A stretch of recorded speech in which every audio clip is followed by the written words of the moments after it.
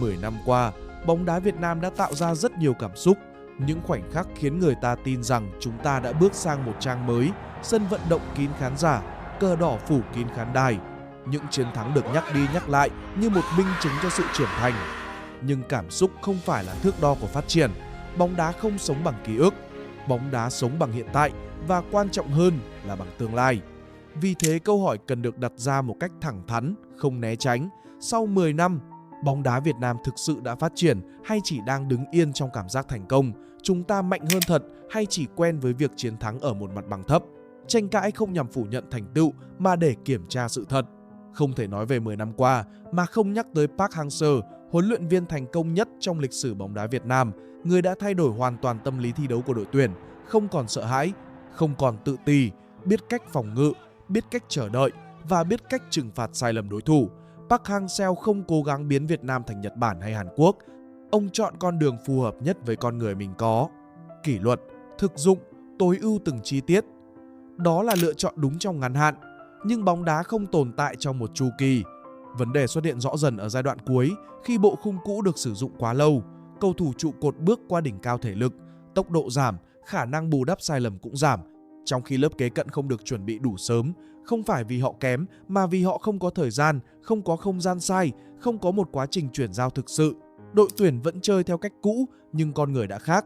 Vấn đề không nằm ở Park Hang-seo cá nhân mà nằm ở chỗ bóng đá Việt Nam đã không chuẩn bị cho ngày không còn Park Hang-seo. Và câu hỏi nhạy cảm cần được đặt ra dù không dễ chịu. Nếu Park Hang-seo ở lại thêm 5 năm nữa, bóng đá Việt Nam sẽ tốt hơn hay chỉ kéo dài sự trì trệ trong ai am lặng? Sau Park Hang-seo, bóng đá Việt Nam bước vào giai đoạn mâu thuẫn và sự xuất hiện của Philippe Darosier đẩy mâu thuẫn đó lên cao nhất. Đây là sự đối lập gần như tuyệt đối. Park Hang-seo tối ưu hiện tại, Darosier tái cấu trúc tương lai, Park dựa vào kinh nghiệm. Darosier đặt cược vào tuổi trẻ, Park chấp nhận đá thấp. Darosier buộc đội tuyển cầm bóng và triển khai từ tuyến dưới, tranh cãi bùng nổ. Trẻ hóa đội tuyển là dũng cảm hay đốt cháy giai đoạn. Kiểm soát bóng là mơ mộng hay điều bắt buộc nếu Việt Nam muốn vượt ra khỏi vùng an toàn Đông Nam Á. Darosier không đến để chiều lòng hiện tại. Ông đến để thay đổi tiêu chuẩn tập luyện, tiêu chuẩn ra quyết định, tiêu chuẩn chịu áp lực. Ông muốn cầu thủ Việt Nam quen với cường độ cao, quen với không gian hẹp, quen với việc sai và sửa trong áp lực.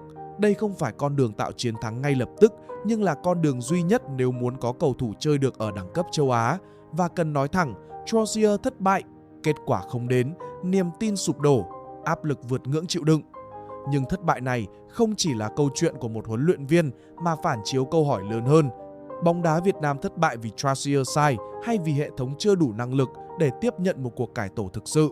Chúng ta muốn thay đổi thật sự hay chỉ muốn kết quả ngay lập tức? Sau những biến động đó, Kim Sang-sik xuất hiện trong bối cảnh niềm tin mong manh và sự mệt mỏi của người hâm mộ. Thành tích ban đầu là tích cực, lối chơi an toàn hơn, ít rủi ro hơn.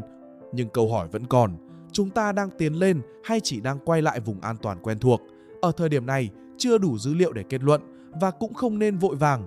Nhưng lịch sử cho thấy sự ổn định không đồng nghĩa với phát triển. Song song với đội tuyển quốc gia, V-League vẫn là nền móng bắt buộc phải nhìn thẳng vào. Giải đấu đã cải thiện về cơ sở vật chất, công nghệ và truyền thông, nhưng bóng đá không phát triển bằng hình thức. Nhịp độ thi đấu vẫn thấp, thể lực cầu thủ vẫn yếu, đào tạo trẻ thiếu liên kết và thiếu đồng bộ. Nhiều câu lạc bộ tồn tại theo mùa giải chứ không theo chu kỳ dài hạn. Và câu hỏi buộc phải đặt ra là một giải đấu như vậy có thể sản sinh cầu thủ chơi tốt ở châu Á hay không? Câu chuyện cầu thủ Việt Nam ra nước ngoài phản ánh rõ điều đó. Thất bại không chỉ vì cá nhân mà vì nền tảng đào tạo không tương thích, cầu thủ thiếu thể chất chuẩn, thiếu cường độ, thiếu trải nghiệm áp lực liên tục. So với Thái Lan, Nhật Bản và Hàn Quốc, Việt Nam xuất khẩu cầu thủ bằng hy vọng chứ không phải bằng hệ thống. Và câu hỏi cần được đặt ra là chúng ta muốn cầu thủ ra nước ngoài để làm hình ảnh hay để thực sự nâng cấp trình độ? V-League hiện tại cũng chưa phải điểm đến hấp dẫn thật sự. Ngoại binh đến vì hợp đồng hơn là vì dự án. Cầu thủ Việt kiều có tiềm năng lớn nhưng hệ thống tiếp nhận chưa sẵn sàng. Nhập tịch là giải pháp nhanh, nhưng nhanh luôn đi kèm rủi ro. Nếu lệ thuộc bóng đá Việt Nam sẽ mất phương hướng. Và cuối cùng câu hỏi quan trọng nhất vẫn còn đó, chúng ta đang xây nền móng hay đang vay mượn sức mạnh? Sau 10 năm bóng đá Việt Nam đã tiến lên nhưng chưa đủ xa để tự mãn. Chúng ta thắng nhiều hơn nhưng chưa chắc đã mạnh hơn. Và câu hỏi ấy cần được nhắc lại lần nữa. Sau 10 năm bóng đá Việt Nam thực sự đã phát triển hay chỉ đang đứng yên trong cảm giác thành công? Bóng đá Việt Nam muốn trở nên mạnh hơn hay chỉ muốn cảm giác mạnh? Vậy bóng đá Việt Nam đang ở đâu? nếu nhìn bằng dữ liệu thay vì cảm xúc.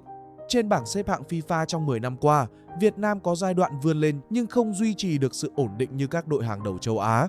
Tại Asian Cup Việt Nam đã có những chiến thắng gây tiếng vang, nhưng chưa từng vượt qua tứ kết và chưa tạo ra chuỗi thành tích đủ dài để được xem là một thế lực châu lục.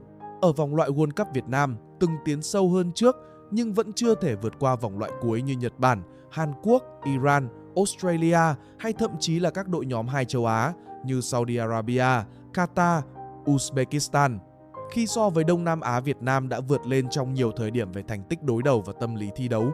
Nhưng nếu nhìn vào số lần góp mặt ở vòng loại World Cup cuối cùng, số cầu thủ thi đấu thường xuyên ở các giải hàng đầu châu Á và châu Âu, số đội bóng có khả năng duy trì phong độ ở đấu trường châu lục thì Việt Nam chưa thực sự ao trình khu vực một cách tuyệt đối. Chúng ta đã vượt mặt Thái Lan ở một vài giai đoạn, nhưng chưa tạo ra khoảng cách bền vững như Nhật Bản từng làm với Đông Á hay như Hàn Quốc từng làm với phần còn lại của châu lục. Dữ liệu cho thấy bóng đá Việt Nam đã thoát khỏi vị thế yếu thế ở Đông Nam Á, nhưng chưa bước sang nhóm cạnh tranh thực sự của châu Á. Chúng ta đang đứng ở lằn ranh giữa một nền bóng đá khu vực mạnh và một nền bóng đá châu lục đang học cách tồn tại, chưa đủ để gọi là vươn tầm, nhưng cũng không còn có thể tự xem mình là kẻ chiếu dưới. Và chính vị trí lưng chừng đó mới là thử thách lớn nhất cho bóng đá Việt Nam trong 10 năm tới.